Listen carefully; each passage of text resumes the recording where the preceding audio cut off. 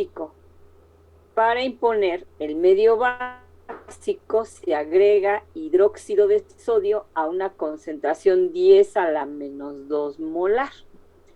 Ahora, esta reacción entre cromo y EDTA en medio básico es de cinética lenta.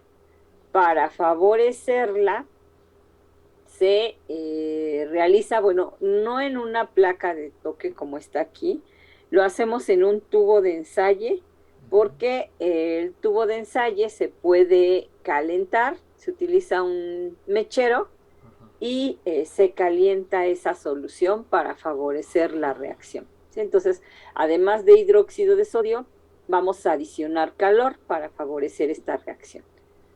Otra prueba que vamos a realizar es la de níquel a una concentración 10 a la menos 2 molar con dimetilglioxima.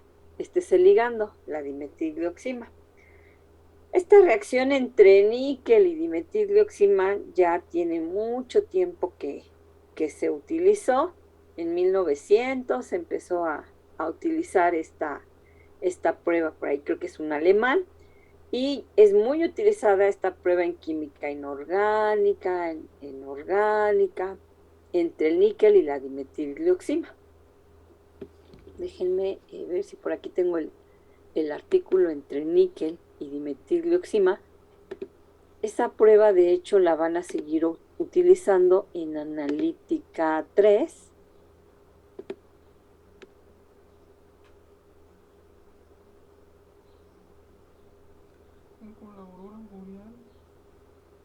Un artículo de la dimetilglioxima.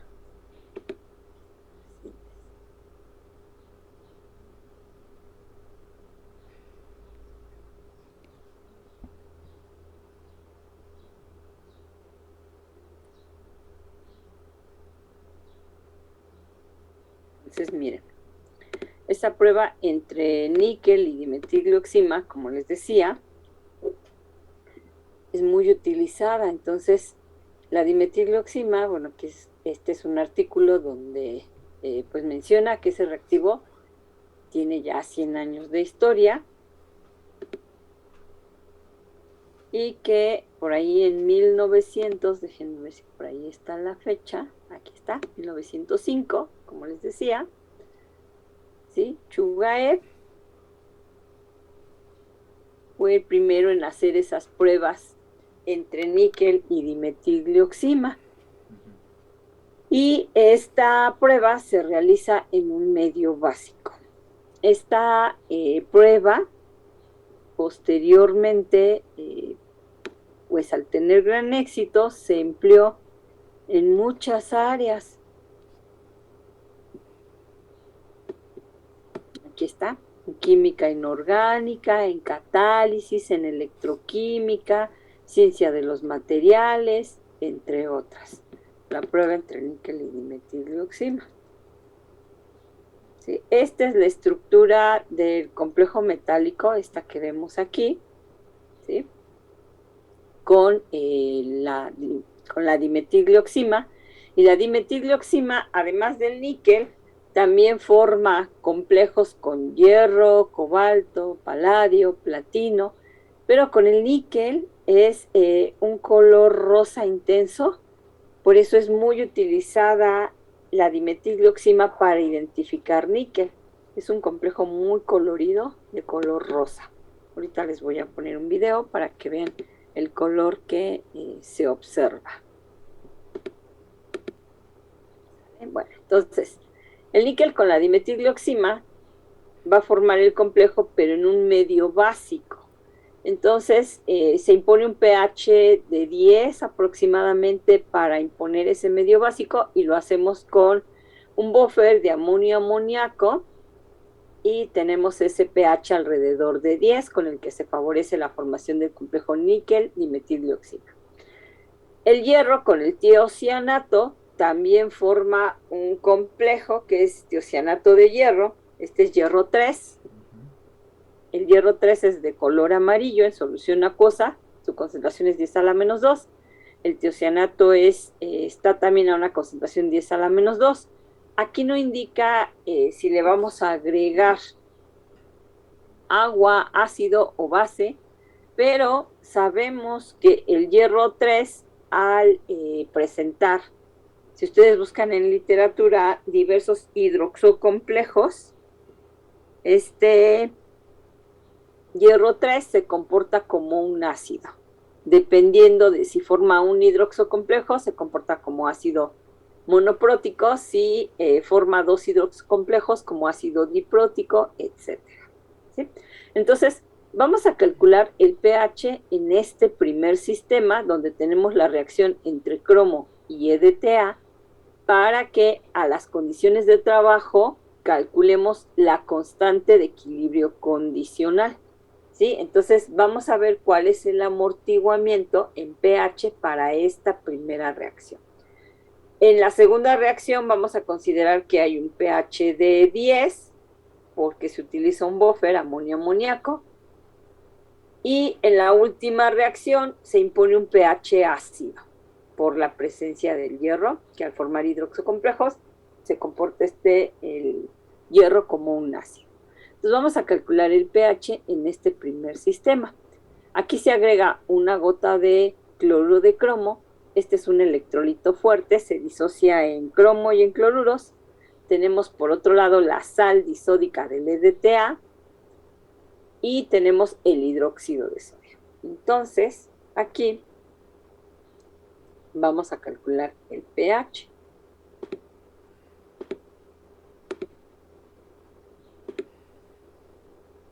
Entonces vamos a hacerlo de la siguiente manera. Entonces, de estas especies, el hidróxido de sodio es la especie que va a imponer el pH. Es una base y es una base fuerte. Entonces, con el hidróxido vamos a calcular primero el pOH que se impone ahí.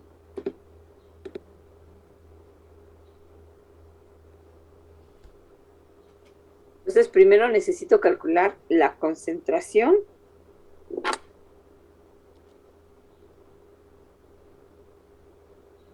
de OH que vamos a tener en ese sistema.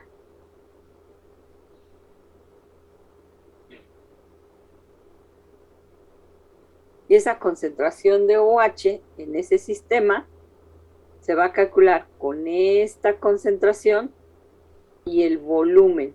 En este caso, el volumen lo voy a considerar aquí en gotas. Si se fijan, estoy agregando una gota de hidróxido de sodio. Lo podría hacer sabiendo que 20 gotas aproximadamente equivalen a 1 mililitro, pero si utilizo el número de gotas de la solución de hidróxido que está a una concentración 10 a la menos 2 molar, entre volumen total, y lo hago con el número de gotas, 1, 2, 3. Si se fijan, esto lo puedo cancelar y entonces me va a quedar como resultado de unidades una concentración molar. Entonces, de esa manera puedo calcular la concentración molar de hidróxido que se impone en el sistema. Los 10 elevado a la menos 2 por 1 entre 3. Me queda una concentración 3.33 por 10 a la menos 3.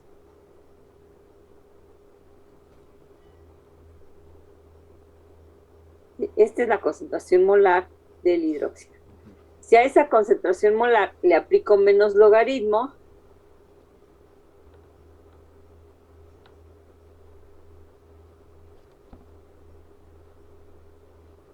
estoy calculando el pOH. Esta es la concentración de OH. Si le aplico menos log, estoy calculando el pOH. Y el pOH me da un valor de 2.48. Lo voy a dejar en dos cifras.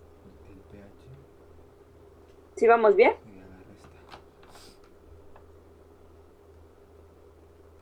Maestra, me confundí un poquito en la concentración de OH en el sistema. con lo de las gotas. Ok, aquí podrías convertir si quieres con esta relación a mililitros. ¿Sí? Si 20 gotas son un mililitro, una gota a cuántos mililitros corresponde. Y ocupar aquí si quieres la cantidad en mililitros. Y en lugar de 3 gotas, utilizarías la cantidad que te resulte cuando hagas la sustitución. Pero si directamente sustituye el número de gotas, una gota de hidróxido entre volumen total, que son 3 gotas, en ese sistema, te vas a dar cuenta que puedo dejarlo así sin convertirlo a mililitros, trabajar directamente con las gotas, porque al final esto se va a cancelar. Ah, ok, ya lo entendí, profesor. Ajá, sí. O sea, Gracias. lo puedes convertir si quieres cuánto equivale esto a mililitros y cuánto equivalen las 3 gotas a mililitros y trabajar pero con mililitros, pero finalmente cancelarías lo que está en el numerador con el denominador. Entonces, se me hizo más directo trabajarlo con el número de gotas, porque al final lo voy a cancelar y ya me queda la concentración molar. ¿Sí? Luego le aplico menos logaritmo a esa concentración y tengo el pOH. Y ustedes saben que 14 es igual a la suma de pH más pOH. Entonces de aquí yo puedo despejar el valor de pH. pH va a ser igual a 14 menos pOH. Y entonces el pH tendrá un valor en este sistema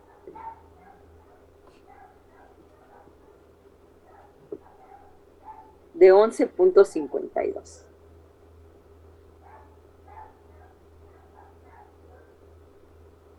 Sí, entonces, donde realizamos la prueba cualitativa de cromo 3 con EDTA, el pH que se impone es de 11.52. Luego, níquel con dimetilioxima, les decía que consideráramos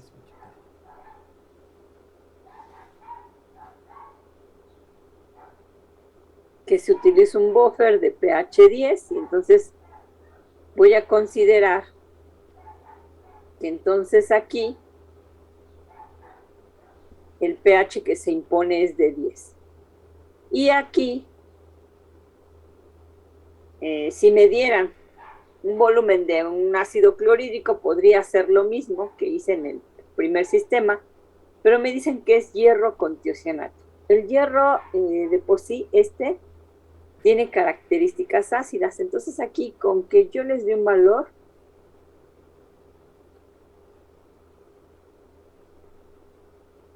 vamos a hacerlo a un pH de 1.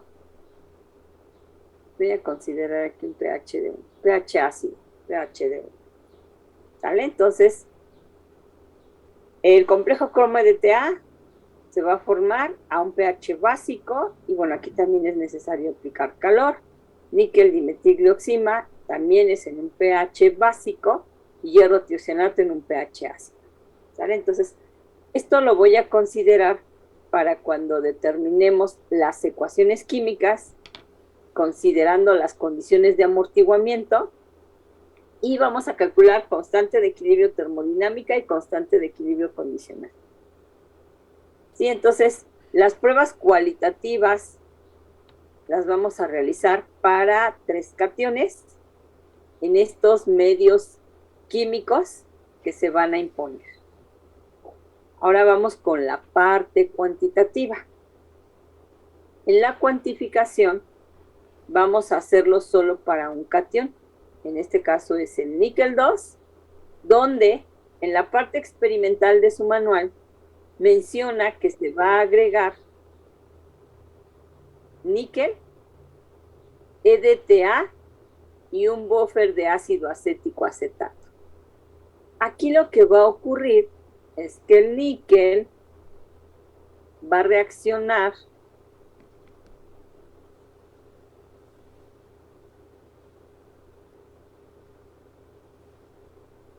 con el EDTA.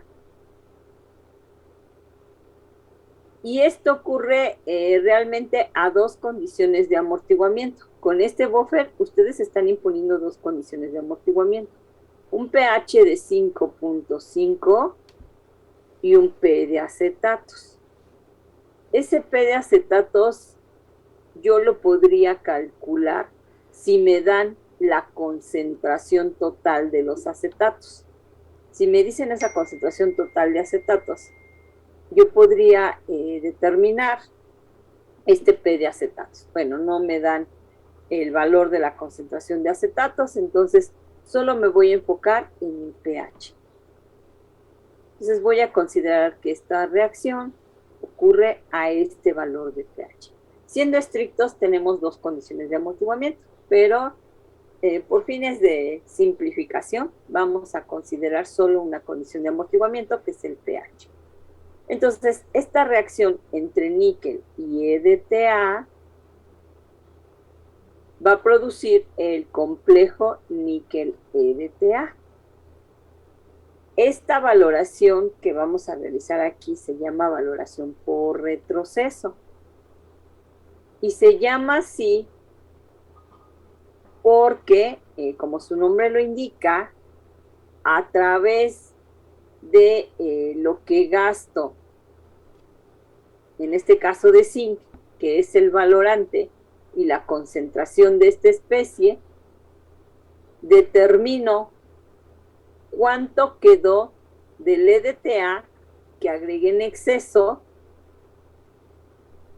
y me voy, ahora sí que de atrás hacia adelante. Por eso se llama por retroceso. Es una diferencia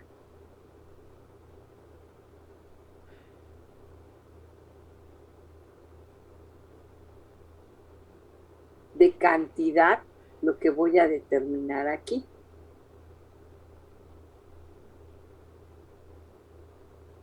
Esto es una comparación muy práctica, es si yo me llevo 100 pesos al mercado y regreso con 20 pesos, para saber cuánto me gasté en el mercado, pues hago la diferencia.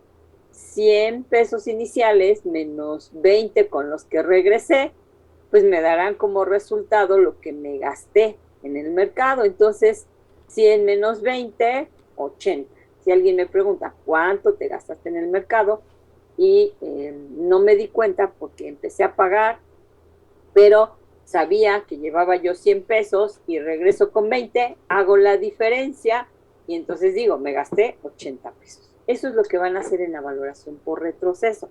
Se va a agregar el EDTA en exceso y primero va a reaccionar el EDTA con su muestra que desean determinar. En las valoraciones directas, ustedes ya en analítica 1, de hecho aquí también,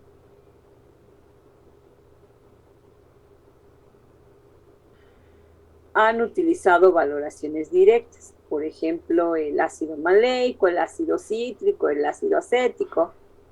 El analito lo determinan directamente con el valorante. Esta es una valoración directa. En estas valoraciones por retroceso, al analito, que este es el analito, el níquel 2, se le agrega un exceso de mi agente quelante, de tal manera que al equilibrio me va a quedar, si aquí por ejemplo yo agregué BySy, voy a poner agregué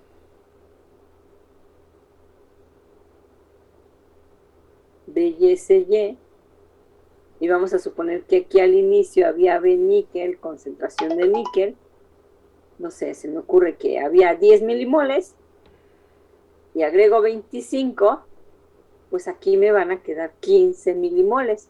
¿Cómo sé cuánto va a quedar de Y? Pues BCY menos B níquel, concentración de níquel. Entonces, aquí hay un exceso de EDTA. Este lo agrego en exceso. Y entonces este reacciona con el níquel. Este es mi analito, esto es lo que yo quiero determinar, pero no va a ser una valoración directa. Si fuera directa, hasta aquí se detendría la reacción entre níquel y EDTA. Sin embargo, al EDTA que quedó aquí, después de reaccionar con el níquel, este EDTA, lo voy a valorar con zinc. Y entonces hay una segunda reacción aquí. Y esa segunda reacción que va a ocurrir, aquí pónganle níquel 2, porque todavía no sabemos cuál es la especie representativa, las condiciones de pH. La segunda reacción que va a ocurrir aquí es con el zinc. El zinc, que es ahora este valorante. Aquí, si se fijan, se va a dar la primera reacción entre níquel y EDTA. Tenemos níquel y tenemos el EDTA. A este pH va a ocurrir esta primera reacción. Y una vez que quedó una cantidad de EDTA, ese EDTA va a reaccionar ahora. Entonces, aquí quedó EDTA, ¿sí?, de la primera reacción. Esto fue lo que quedó. Esto es lo que quedó aquí. Y ahora este va a reaccionar con el zinc. Y se forma el complejo zinc-EDTA. ¿Vale? Y entonces aquí ustedes van a construir su tabla de balance estequiométrico. Porque saben que inicialmente tienen esta cantidad. Esto es lo que va a haber de EDTA, lo que quedó después de la primera reacción, y que se agrega para llegar a la condición estequiométrica un volumen de zinc de punto de equivalencia por una concentración de zinc. Eso se agrega. Y que va a reaccionar de EDTA un volumen de zinc de punto de equivalencia por una concentración de zinc. Y entonces ustedes aquí lo que van a igualar es precisamente estas milimoles de zinc que se tuvieron que agregar para observar el cambio en la coloración del indicador. Entonces, ahora lo que voy a igualar, esta ya es una tabla de balance estequiométrico.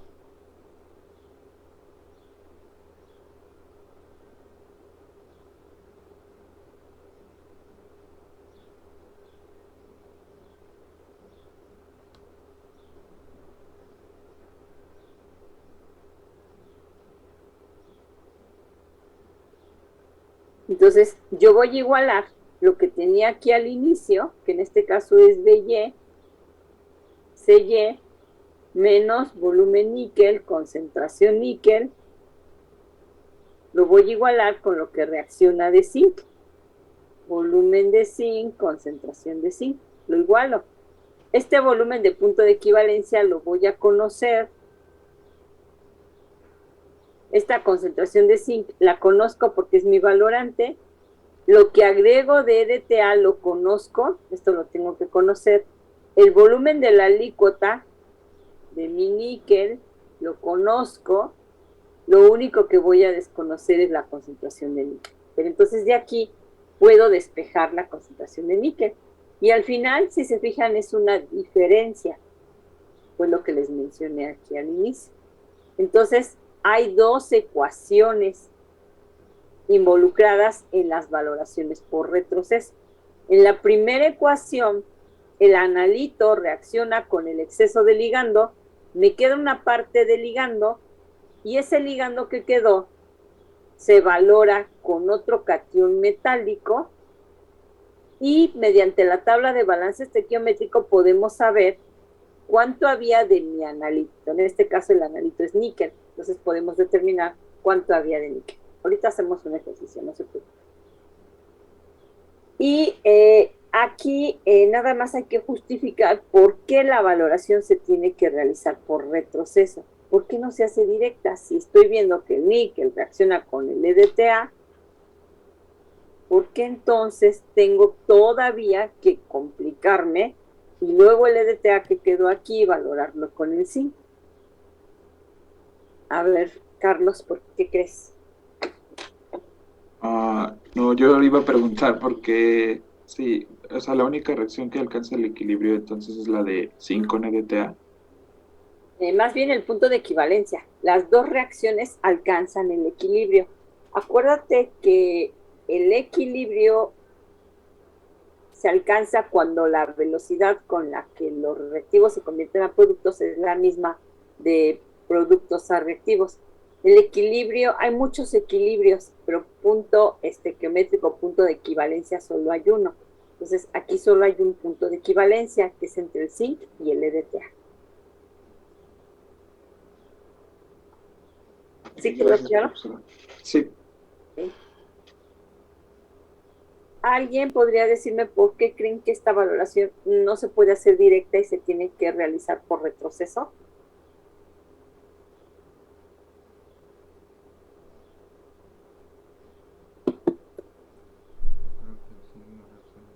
¿Podría verse la estabilidad de los complejos?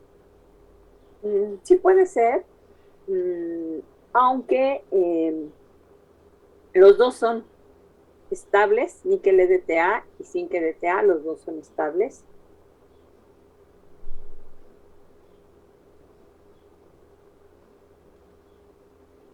¿Qué otra opción tenemos?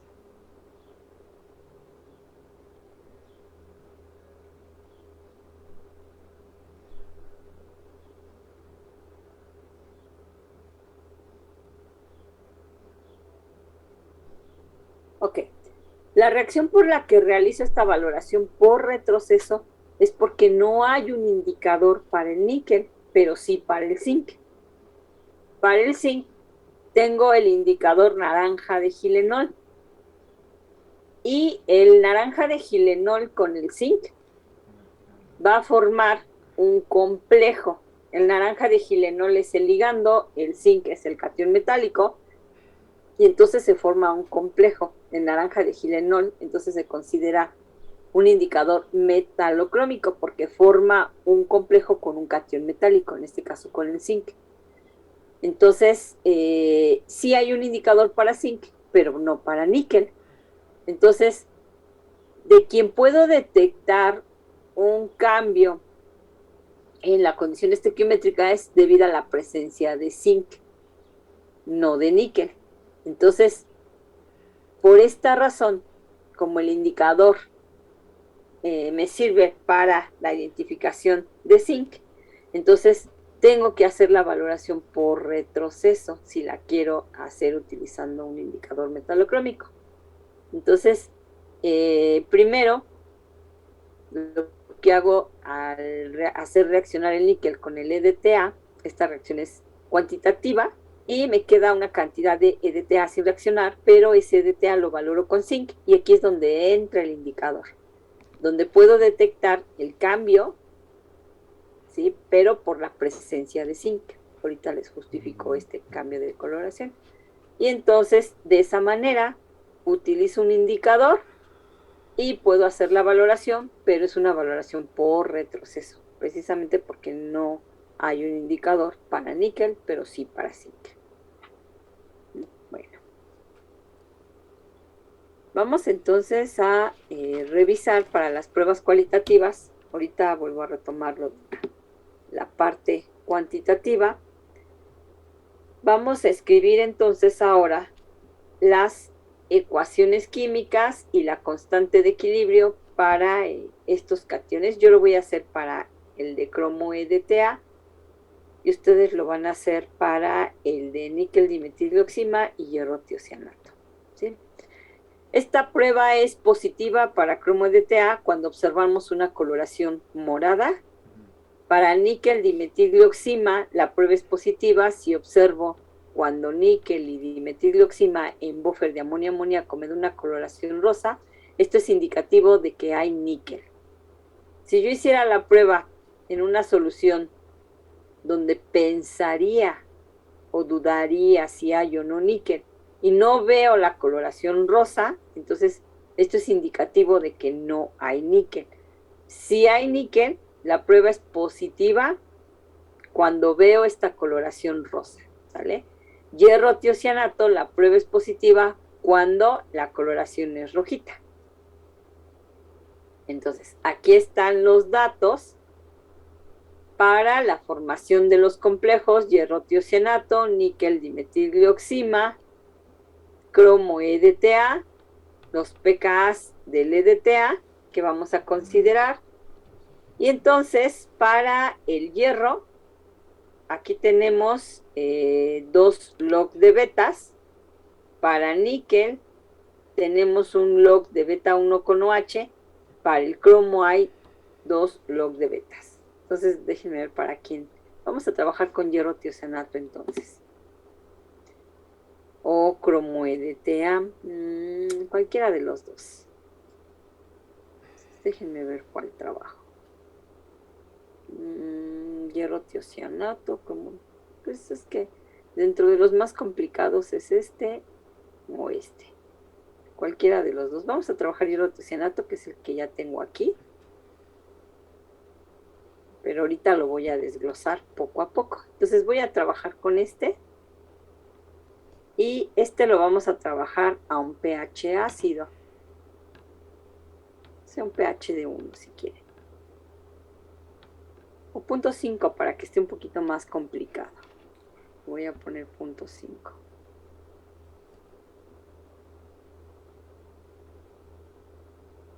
Entonces vamos a trabajar a pH 0.5. Hierro tiocianato. Entonces, lo primero que debo de hacer para plantear la ecuación química de este equilibrio es la formación del complejo. La formación, y va a ser la formación de manera generalizada. Ya con la profesora, si no mal recuerdo, ya habían estudiado cómo se representa una especie generalizada. Entonces voy a estudiar el equilibrio de formación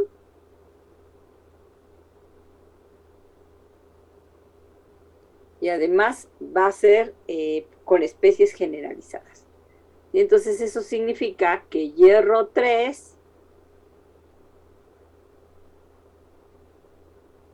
para que sea generalizada, ¿qué debo colocarle a esta especie?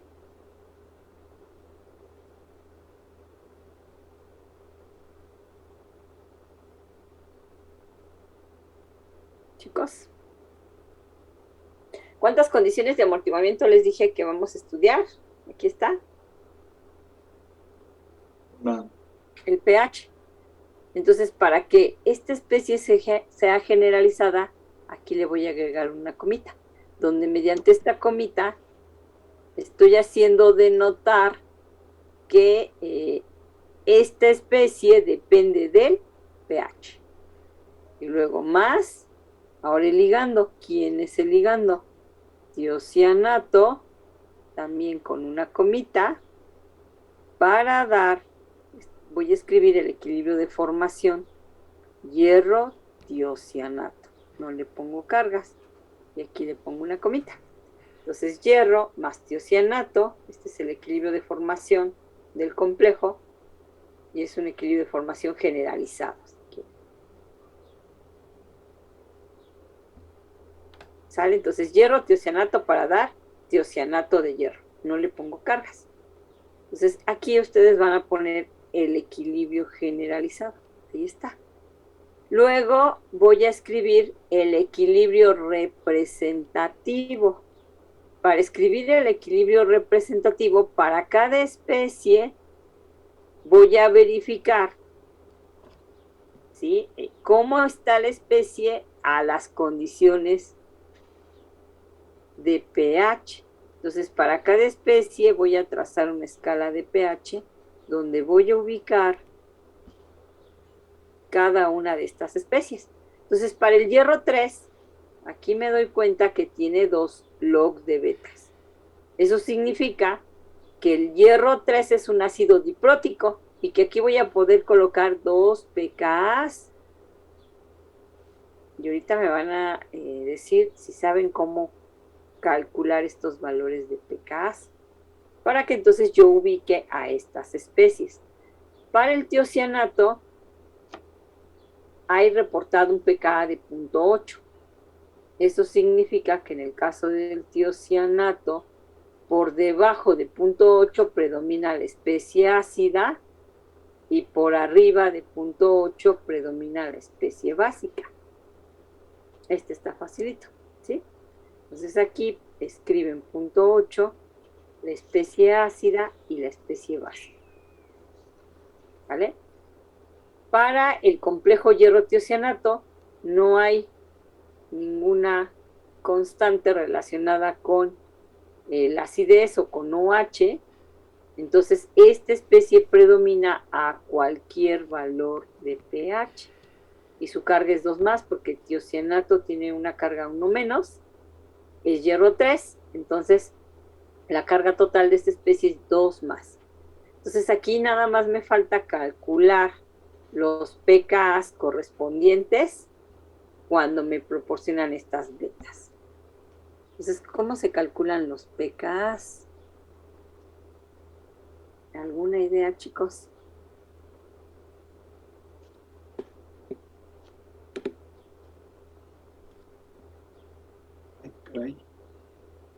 ¿Dónde?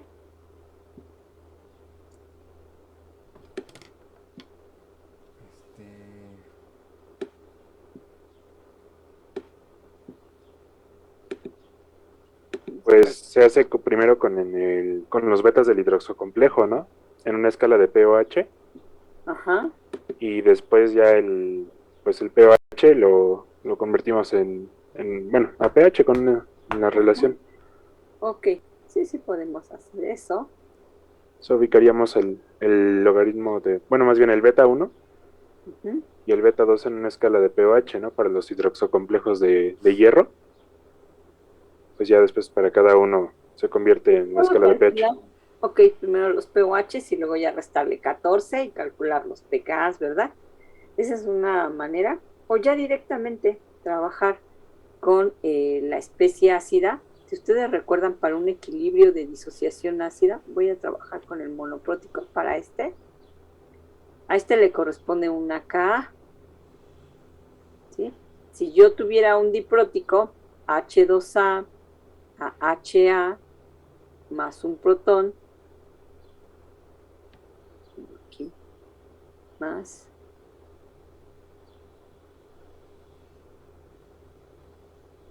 así, un protón, si se fijan, a esto le correspondería K1 y luego tendríamos otro sucesivo de HA menos que pasa a A2 menos más un protón y a esto le correspondería K2.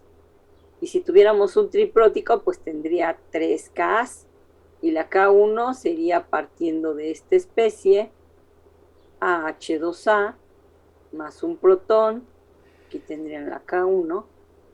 La K2 ahora sería de esta especie que se disocia a HA2 menos más un protón y aquí tendríamos 3 Ks. Y así sucesivamente, ¿no? Entonces, voy a retomar esto, pero con el hierro.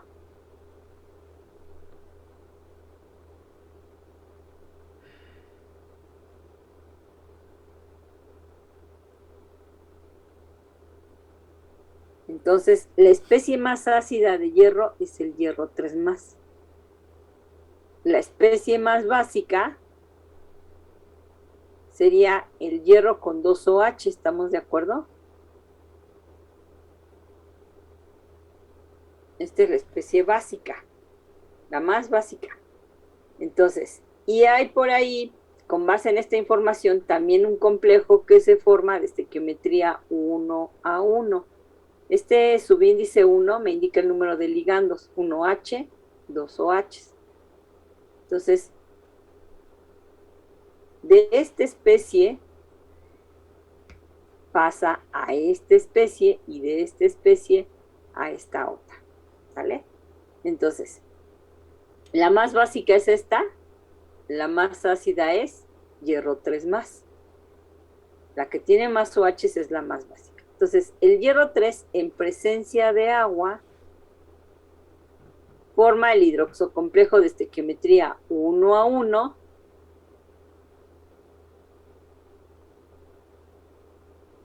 y aquí le voy a sumar un protón. Entonces, aquí ya voy a pasar yo directamente a tener los protones, y entonces voy a pasar ya directamente a trabajar con Ks.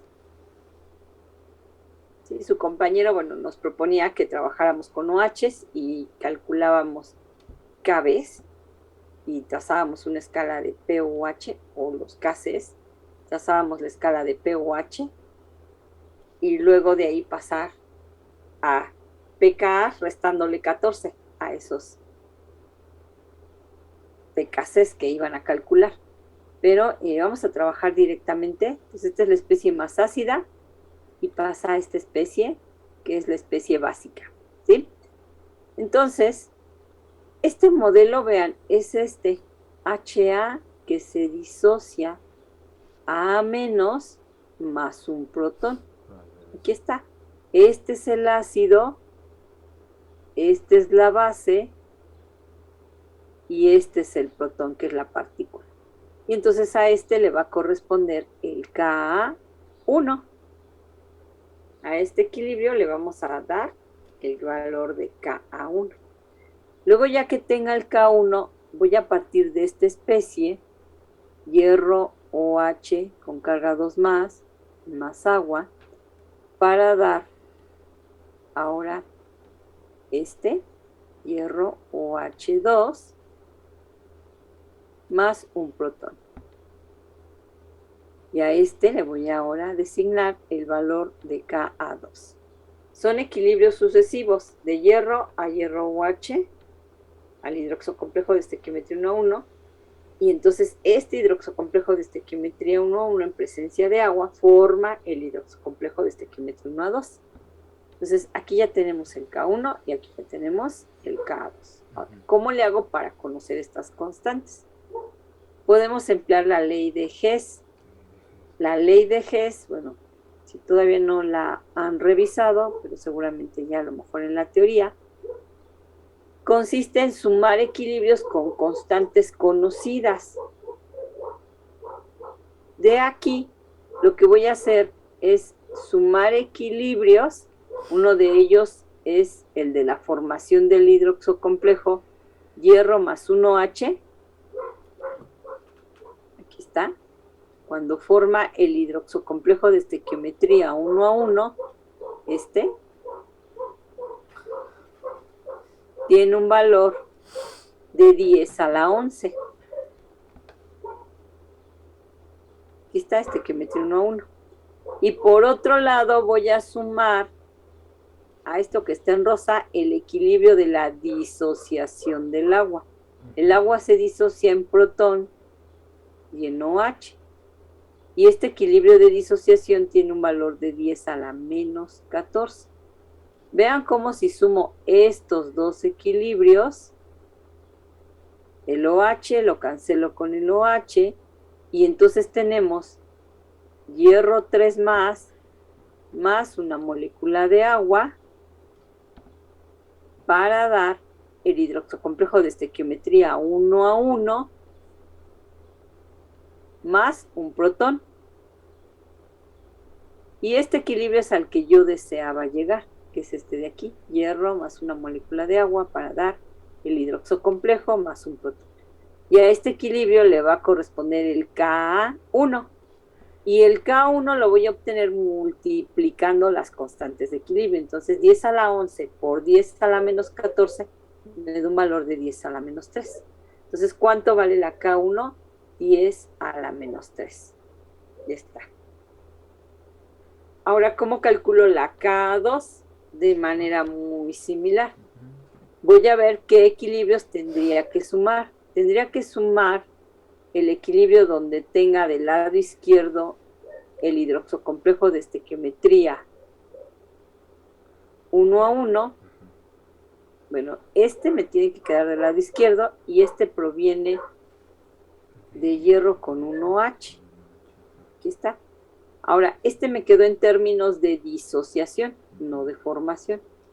Entonces, aquí voy a utilizar el valor de 10 a la menos 11, porque tenemos la disociación. Acuérdense que las betas son para formaciones.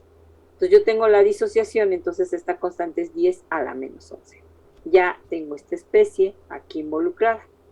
Luego del lado derecho tengo hierro OH2. Aquí voy a escribir hierro OH2. Voy a trabajar con esta, que proviene de hierro más 2 OHs. Aquí tengo un equilibrio de formación y es una formación global. Y entonces vamos a utilizar el valor de la beta 2, 10 a la 21.7, porque este sí es de formación. Entonces queda 10 a la 21.7. Entonces cancelo hierro 3 con hierro 3. Aquí 1OH se cancela con 1OH, ¿sí? Pero me falta otro OH. Pero veo que aquí también aparece el equilibrio del agua. Entonces aquí voy a involucrar el agua, que se disocia protón más 1OH. Y entonces ya están 2 OHs, cancelan a 2 OHs. Y esta constante es 10 a la menos 14. Entonces ya sumando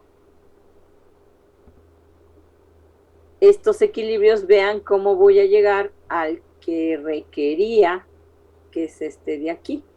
Entonces, hierro OH más agua, aquí más una molécula de agua, me da como resultado el hidroxocomplejo de estequiometría 1A2 más un protón. Ya está. Y la constante de equilibrio la voy a obtener multiplicando estas constantes. Entonces, menos 14, menos 11, menos 25, menos 25 más 21.7, 10 a la menos 3.3. Y esto es lo que vale la K2. 10 a la menos 3.3. No sé si tengan alguna duda de la ley de Hess, chicos, que acabo de aplicar.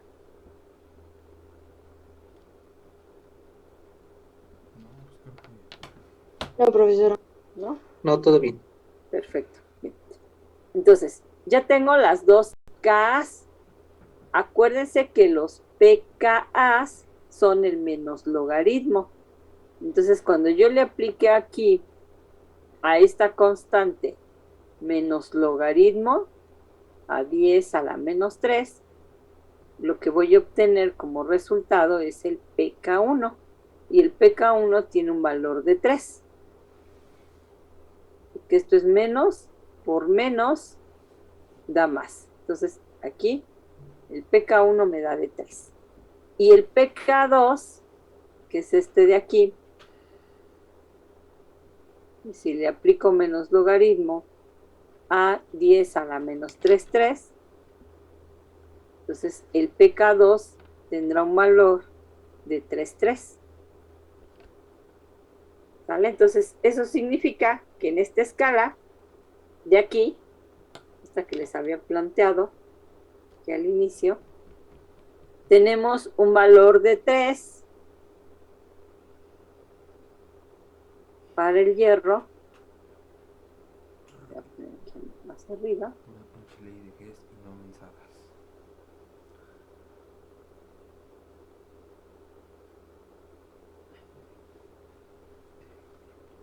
Como pK1 y uno de 3.3 como pK2. Entonces, ahora lo que quiero que vean es que cuando tengo este pK1, que es 3 positivo, la especie ácida es el hierro 3 y la especie básica es el hidroxocomplejo de estequiometría 1 a 1. Entonces aquí la especie ácida es el hierro 3 y la especie básica es el hidroxocomplejo de estequiometría 1 a 1. Luego en el otro pK 3.3, aquí está, 3.3, la especie ácida es el hidroxocomplejo de estequiometría 1 a 1 y la básica el de estequiometría 1 a 2. Entonces, en 3.3, esta es la especie ácida y la especie básica es el hidroxocomplejo con estequiometría 1 a 2. Ahí está. Y entonces, ahora sí, a punto 5 yo ya puedo escribir el equilibrio representativo. Tenía el equilibrio generalizado. Ahora vamos a escribir el equilibrio representativo. Y entonces voy y me fijo cómo predomina el hierro a pH de 0.5. Entonces aquí, con base en esta escala, sí, bueno, esta escala la escribí en términos de predicción de reacciones.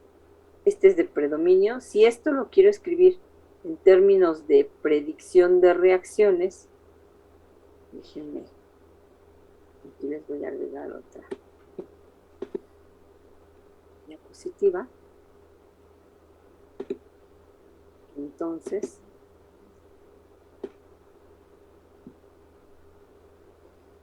esa primera escala la pongamos en términos de predicción de reacciones. Entonces, esta escala está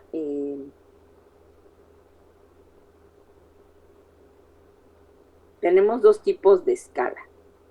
La que es de predicción de reacciones, que me ayuda a predecir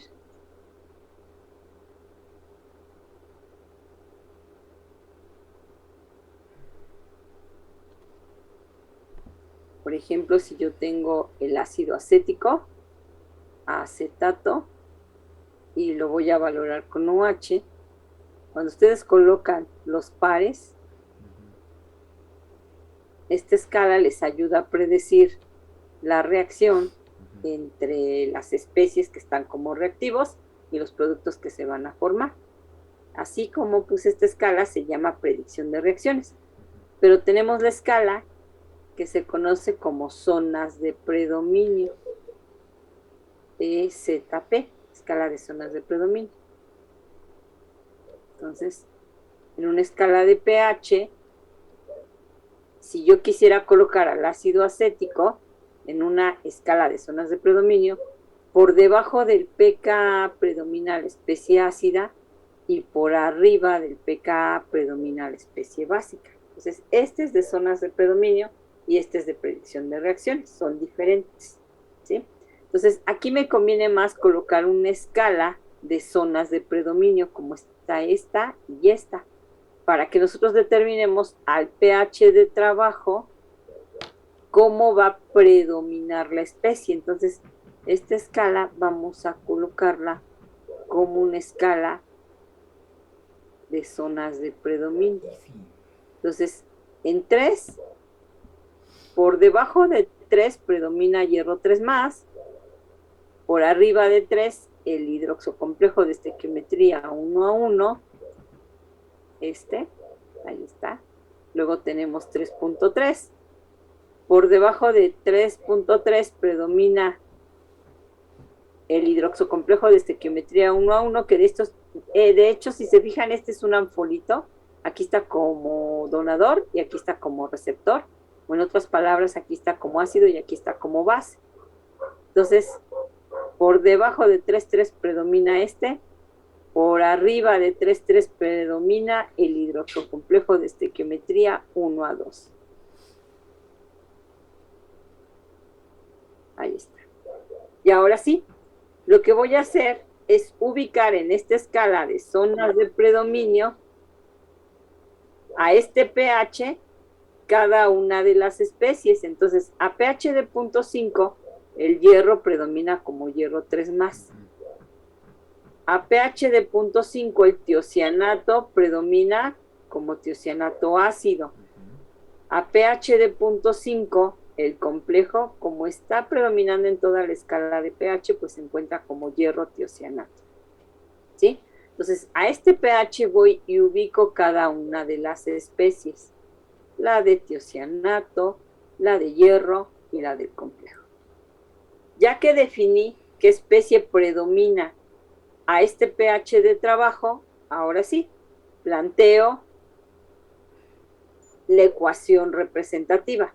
Entonces les digo, aquí predomina el hierro como hierro 3+, aquí el tiocianato ácido, aquí tenemos el complejo, que es el que predomina, y para balancear, dado que acá del lado izquierdo tenemos el tiocianato ácido, colocamos un protón. ¿Sí quedó claro cómo pasar del equilibrio generalizado al representativo, chicos?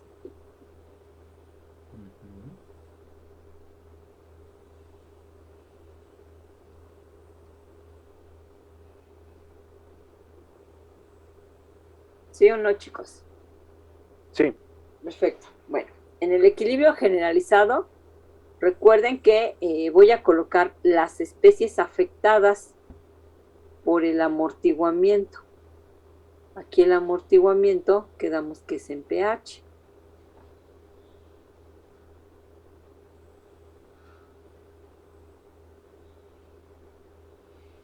Pues aquí le voy a poner una comita. Si fueran 2 amortiguamientos, le pongo a cada especie 2 comitas. Y entonces, la especie generalizada, ya les había dicho la profesora, es la especie que se representa a sí misma, más las especies afectadas por la partícula en la que vamos a amortiguar. Entonces, tenemos la formación del complejo. El equilibrio generalizado es para la formación del complejo. Entonces, es el catión metálico más el ligando para dar el complejo. Y hay un amortiguamiento en pH, entonces todo esto va a tener involucrado una comita. Luego, para pasar al equilibrio representativo, para cada una de estas especies,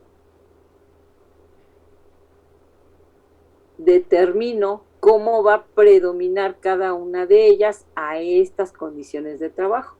Entonces, determino cómo predomina hierro, cómo predomina tiocianato, y cómo predomina el complejo a ese pH de trabajo.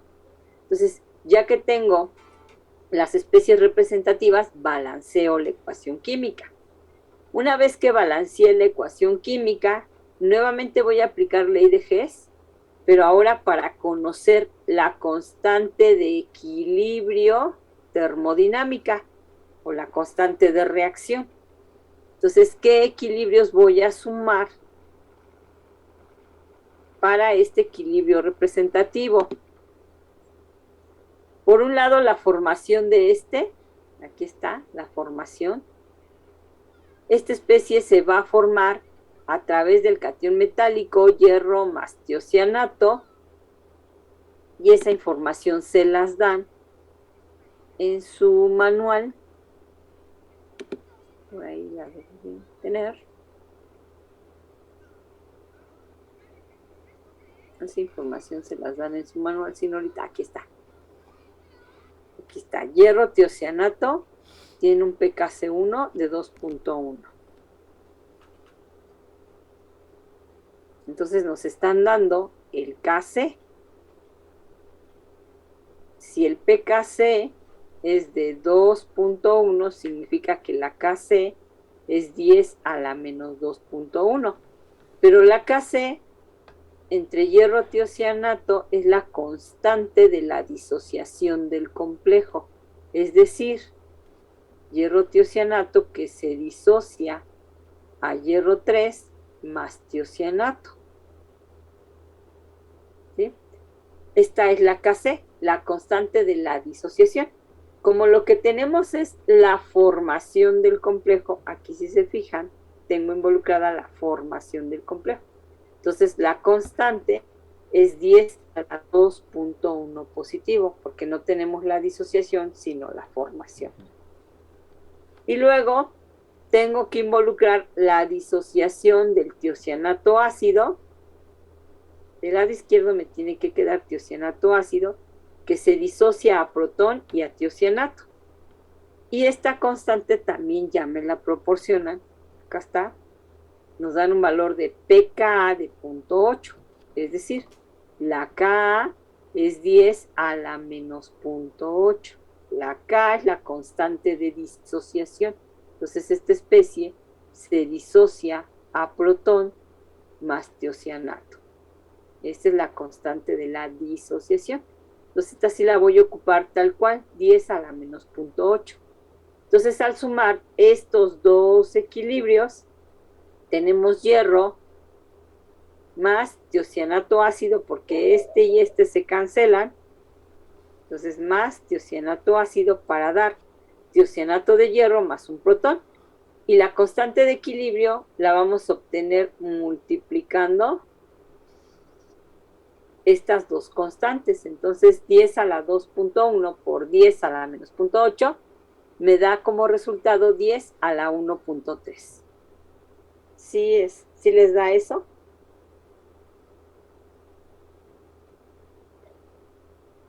Sí. Perfecto. Ahora, esa es la constante de equilibrio termodinámica, pero nos falta la constante condicional. Para obtener la constante condicional, lo que vamos a realizar es ley de acción de masas. Entonces, en la ley de acción de masas, la constante que estamos obteniendo es de 1.3 y esta es una expresión donde tenemos las concentraciones de los productos entre los reactivos. Esta constante que acabamos de calcular aquí es lo que se conoce como constante de equilibrio termodinámica.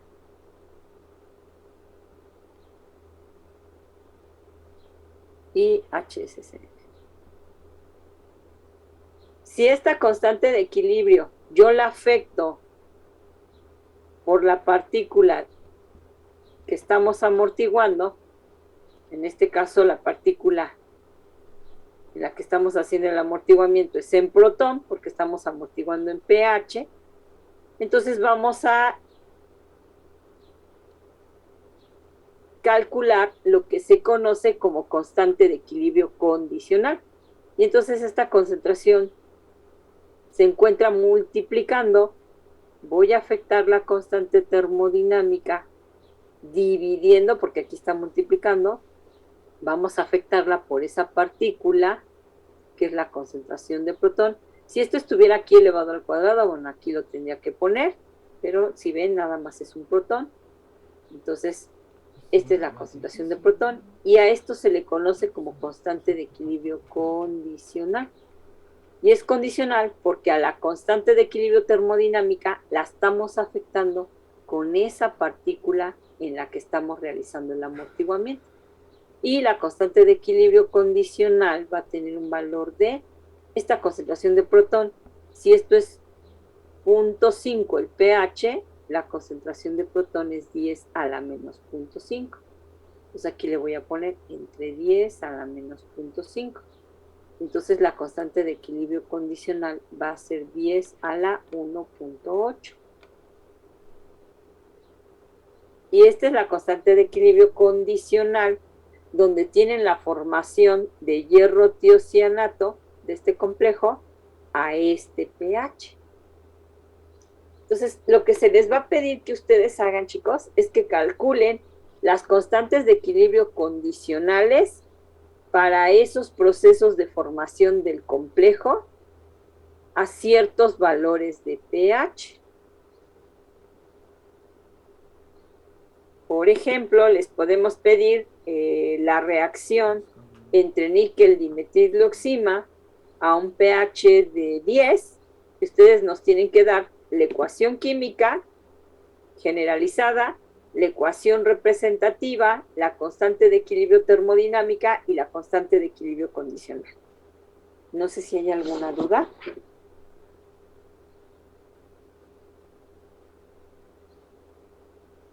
¿No? ¿Seguros? Bueno, cuando hagan su reporte, seguramente. Entonces van a hacer lo mismo. Ahí se les va a indicar en su reporte a qué pH van a considerar la formación del complejo níquel dimetilioxima y a qué pH la formación del complejo cromo EDTA. Entonces, acabamos de calcular la constante de equilibrio condicional a pH 0.5.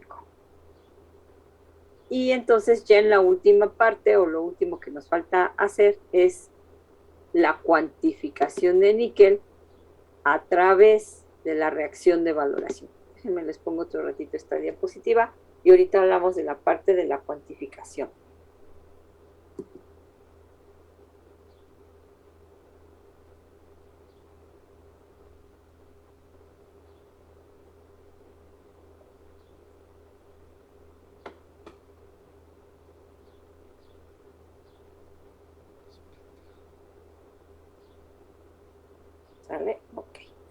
Pues vamos a hablar ya de la cuantificación. Vamos a hacer un ejercicio para que esto quede claro.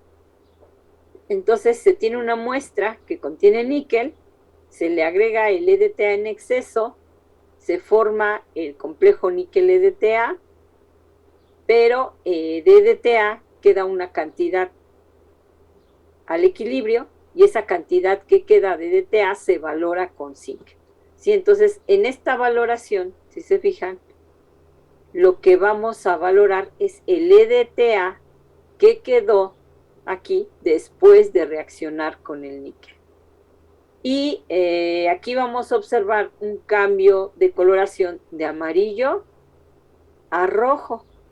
¿Por qué voy a observar ese cambio de coloración de amarillo a rojo? Porque el indicador en su forma libre predomina a pH de 5.5, que es el que impongo. Aquí van a imponer ustedes con un buffer de ácido acético acetato cuando hacen esta valoración.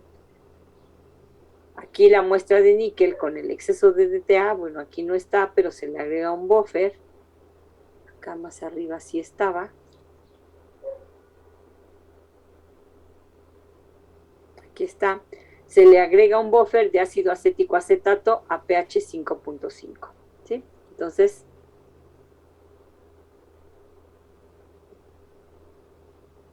aquí le voy a agregar un buffer donde el pH es de 5.5. Y entonces va a haber una primera reacción entre el níquel y el EDTA, como les decía. Entonces, entre el níquel y el EDTA hay una primera reacción donde se forma este complejo, pero además, si al inicio ustedes conocen ese volumen de níquel, lo que se desconoce es la concentración, pero yo sé las milimoles que agrego de EDTA, entonces al equilibrio esto se va a acabar, pero de este me va a quedar BySY menos volumen de níquel, concentración de níquel. ¿Sí? De este se formará pues lo que teníamos como reactivo limitante, B níquel, concentración de níquel. Y aquí lo importante es que este DTA que quedó después de la primera reacción, ahora es el que se valora con el zinc. Entonces ahí en su previo les preguntaban que qué función tiene el EDTA. Es solo un reactivo, es el reactivo que se agrega, no es el valorante, no es el analito, es el reactivo que se agrega en exceso para valorarlo después con el zinc. Y entonces al inicio de EDTA, ya en la segunda reacción, tenemos esta cantidad de BySY menos volumen de níquel, concentración de níquel. Y aquí yo les recomiendo hacer su tabla de balance estequiométrico. Porque aquí yo tendré que agregar, para llegar a la condición estequiométrica, un volumen de punto de equivalencia de zinc por una concentración de zinc, de tal manera que va a reaccionar de EDTA. Pues si aquí tuve que agregar 10 milimoles, como la estequiometría entre este y este es la misma, es 1 a 1, pues entonces tendrá que reaccionar, si agregué 10 milimoles, pues aquí con 10 milimoles. Y entonces ya lo único que van a hacer es igualar esto. Esto lo igualamos con con volumen de punto de equivalencia, concentración de zinc, y despejamos la concentración de níquel de ahí para hacer la cuantificación. ¿Sale? Ahora, ¿por qué voy a observar un cambio en la coloración de amarillo a rojo? Porque el indicador en su forma libre tiene una coloración amarilla. Aquí está el naranja de Gilenol. Así le voy a poner. En su forma básica es rojo, en su forma ácida,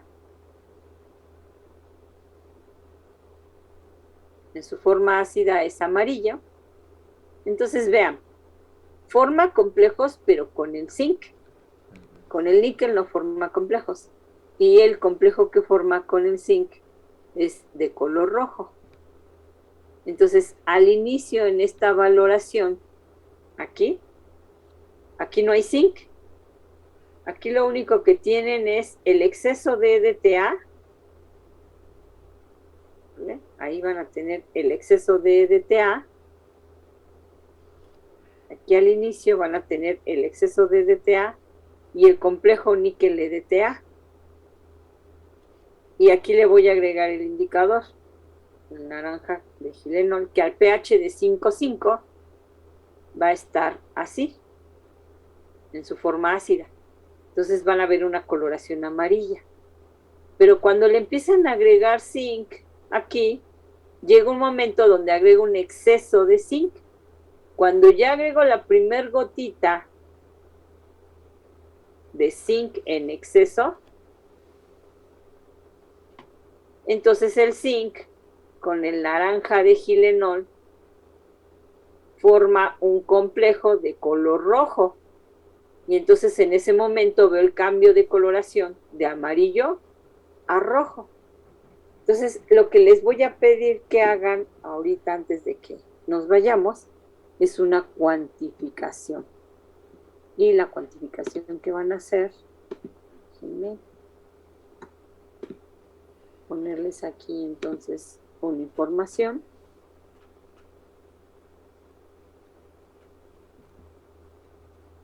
Esta.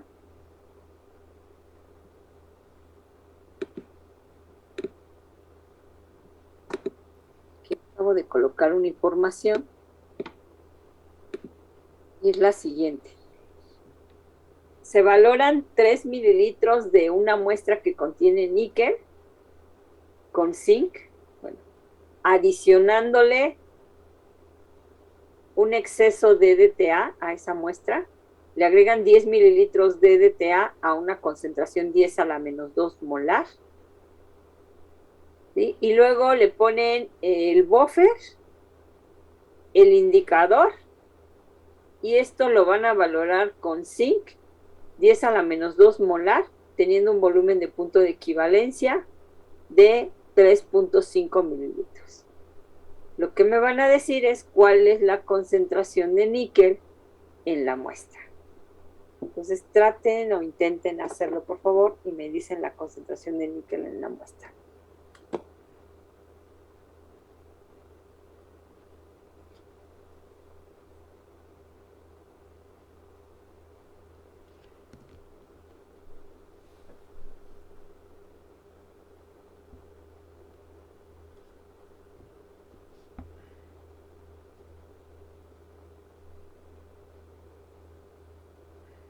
Sería de 0.02 molar. Ok, a ver, que los demás lo intenten, ahorita lo hacemos.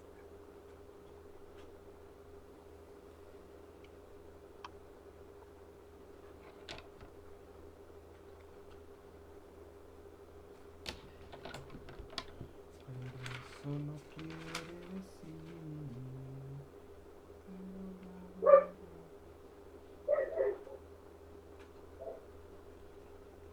0.02166 molar, ¿no?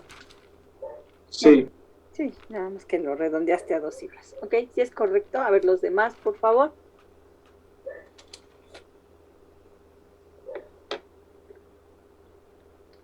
No sé si quedó claro, chicos, que aquí son 2 ecuaciones. En la primera, el EDTA reacciona con el níquel, pero va a quedar una cantidad de EDTA. Y ese EDTA es el que van a valorar con el zinc. Y entonces, por diferencia, van a determinar cuánto níquel había en la muestra.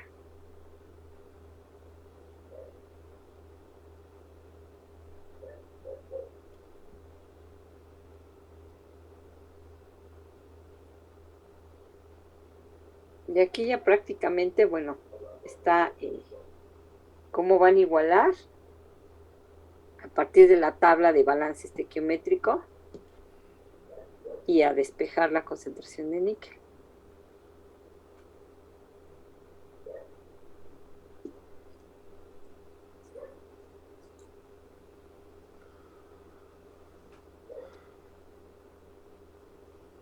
Si alguien tiene dudas, dígame. Lo volvemos a revisar.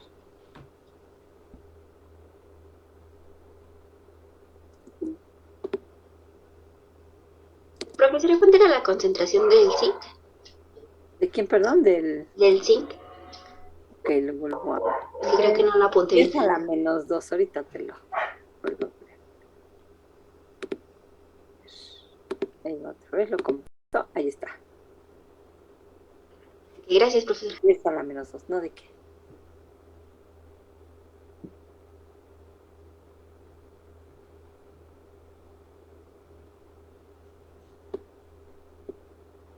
¿Qué es esto? Miren, que tienen aquí.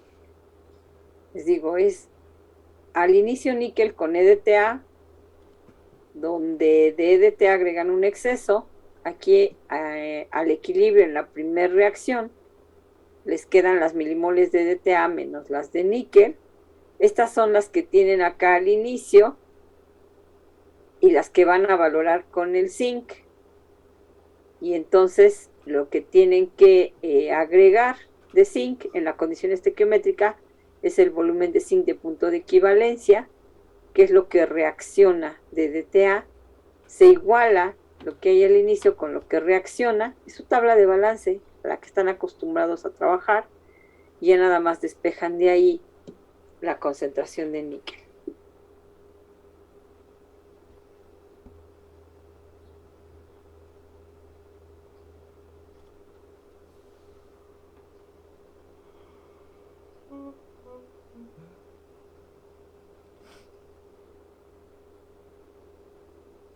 Y acá tienen la información.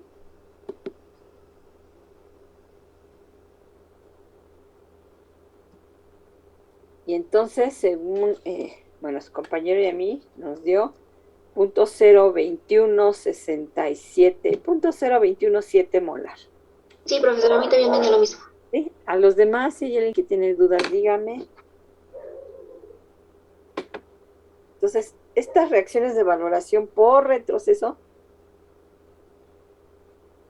la cuantificación se hace por diferencia, ¿sí? Y hay dos ecuaciones químicas.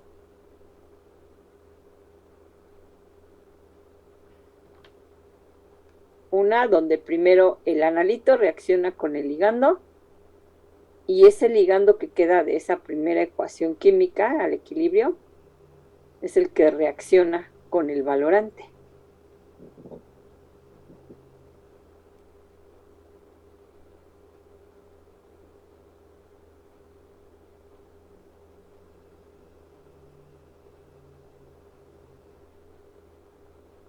Acá está la tablita otra vez, para que quede claro. El EDTA se agrega en exceso, y siempre les tienen que dar la información de cuánto EDTA se agrega, porque si no sé cuánto EDTA, pues no voy a poder hacer el despeje. Me tienen que decir la concentración y el volumen de EDTA.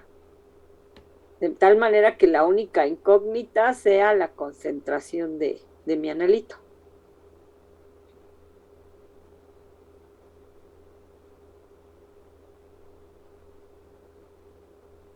Profesora, ¿cómo sabemos que a esa concentración de zinc, que fue de 10 a la menos 2, es donde se va a formar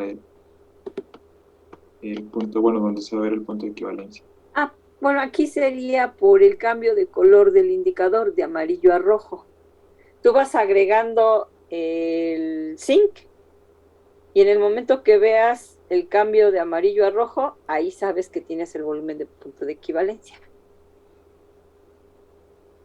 En este caso es por el uso del indicador, pero si tú quisieras hacer el desarrollo de dónde quieres tener el volumen de punto de equivalencia, usando el indicador dices, bueno, si yo tengo una concentración 10 a la menos 3 de zinc, ¿dónde va a estar el volumen de punto de equivalencia? Puedes utilizar tu misma tabla de balance estequiométrico, pero aquí sí, si quisieras tú determinar dónde estaría tu volumen de punto de equivalencia, sí tendrías que conocer la concentración de níquel. para que tú calcularas dónde estaría tu volumen de punto de equivalencia teórico. Si te dicen, esa muestra tiene una concentración de níquel alrededor de 0.03, pues ahí más o menos, y tú puedes entonces ya con ese dato calcular dónde estaría tu volumen de punto de equivalencia con tu misma tabla de balance. Y dirías, ay, ahora lo que voy a calcular es dónde está el volumen de punto de equivalencia, ya con el dato que me dieron de la concentración de níquel, ahora yo calculo dónde está el volumen. O sea, nada más se puede tener una incógnita. Si no sé la concentración de níquel, necesito saber el volumen de punto de equivalencia, y eso es con el indicador, ¿sí? Con el cambio de color. Ok, sí, gracias. Acuérdate que el indicador aquí está libre, entonces es de color amarillo porque el pH que impones es de 5,5, pero ya cuando agregas el primer exceso, la primera gota de exceso de zinc, ya se forma el complejo metalocrómico, y ese complejo metalocrómico es de color rojito, y es el que ves en el punto de equivalencia.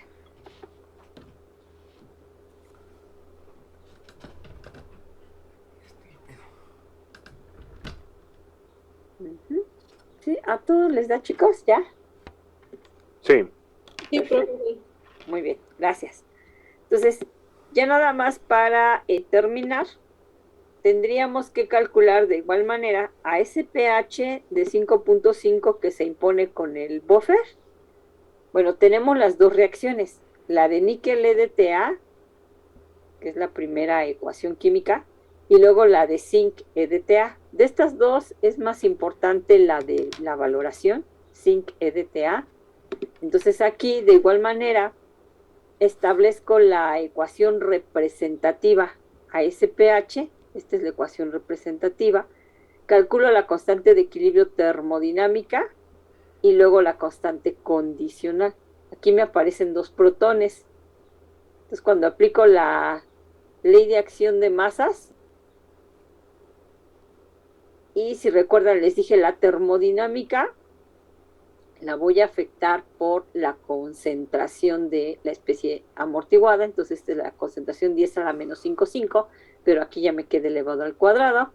Entonces la constante condicional para la reacción de valoración entre zinc y EDTA es 10 a la 10.9.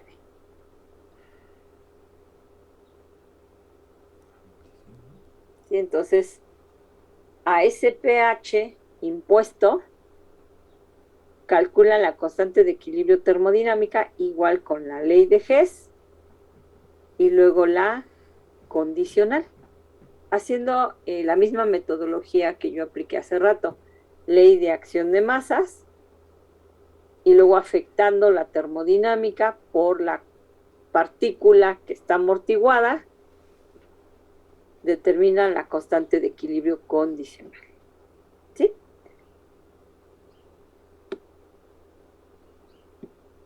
Bien, entonces si no hay dudas, ya pueden,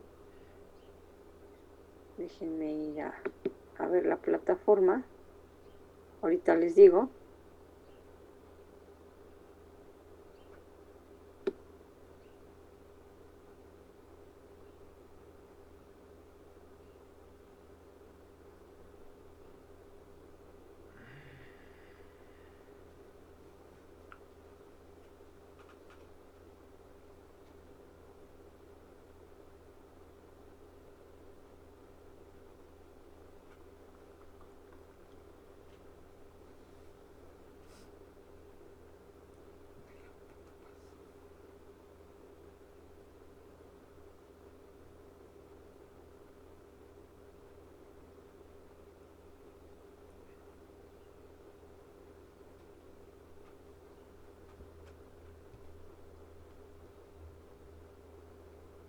Chicos, a ver, fíjense si ya pueden abrir, por favor, su examen.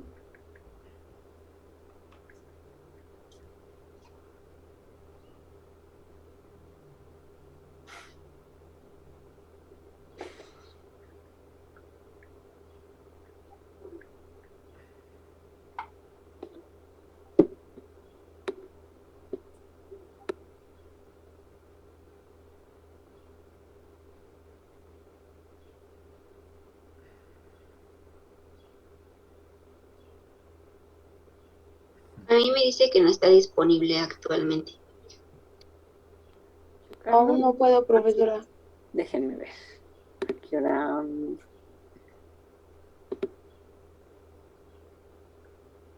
Disponible. Ah, es que aquí la maestra me dijo que a la hora que yo termine, 4:30 va a estar disponible. Entonces ahorita en un minutito ya va a estar disponible. Hasta las 6. A ver, ya son 4:30.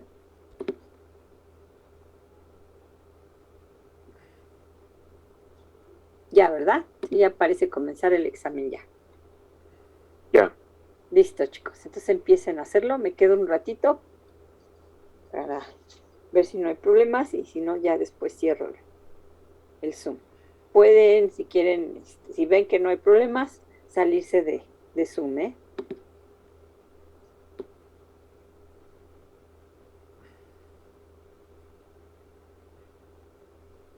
Hasta luego, profesora.